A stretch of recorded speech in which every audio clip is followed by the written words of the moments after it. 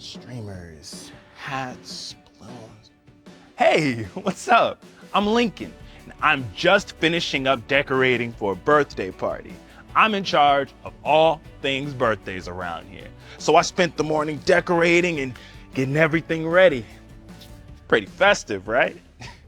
I don't know about you, but I love birthday parties. I mean, who doesn't like hanging out with friends, having cake, playing games, and giving gifts? I think the reason I enjoy parties so much is because I just love to celebrate. And there are so many reasons you can celebrate. You can celebrate something big like a holiday or your team winning the big game. You can celebrate small things like bowling a strike. With so many things you can celebrate, it has me thinking, what should we celebrate? When I've got questions like this, I know that I can go to the Bible to find the answers. Ah, here it is. The Bible is God's true message to us about himself. Did you know that there are parties in the Bible? It's true.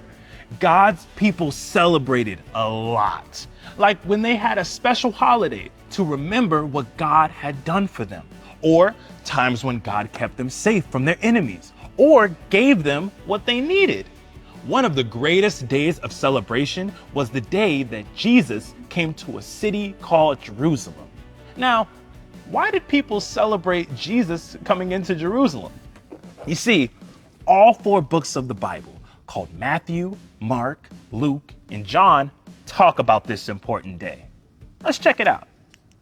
Jesus entered Jerusalem. Jesus and his disciples were traveling to the city of Jerusalem.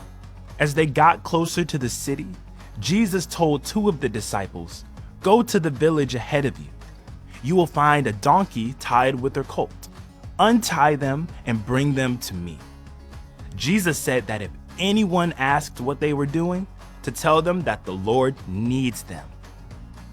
The 2 disciples did everything that Jesus said. The owners standing there asked them what they were doing.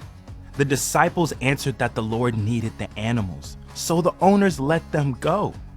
The disciples brought the donkey and the colt and laid their clothes on them. A donkey? Jesus is a king. He should be at least riding on a big, powerful horse, right?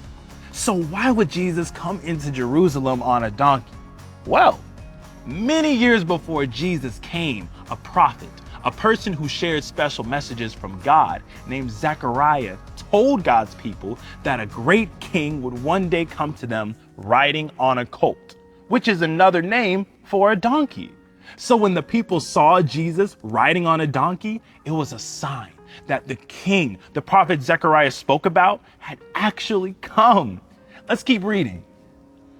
Jesus sat on the donkey and began riding to Jerusalem. A very large crowd began to gather because they were excited to see Jesus. They spread their clothes on the road, and some were cutting branches from the trees to spread them on the road too. The crowd went ahead of Jesus and started to shout and say, "Hosanna! Blessed is he who comes in the name of the Lord." When Jesus entered Jerusalem, the whole city was in an uproar, and some people asked, "Who is this?" The crowd answered, "It is Jesus." Now that is what I call a reason to celebrate. Jesus coming into Jerusalem was very exciting. Jesus came so that he could make a way for people to have a relationship with God by saving them from their sins. Sin is when we choose to do what we think is best instead of following God's best. Because of our sin, Jesus came to die on the cross so that our relationship with God could be restored.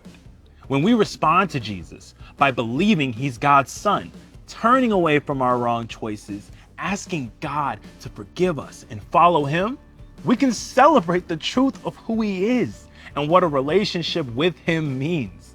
When we celebrate the truth of who Jesus is, we can step up and point our friends, family, and others to Jesus. How cool is that? All right, I've got a few more decorations to take care of before the party starts. Remember, God's truth is worth celebrating. Speaking of celebrating, where did I put those party favors?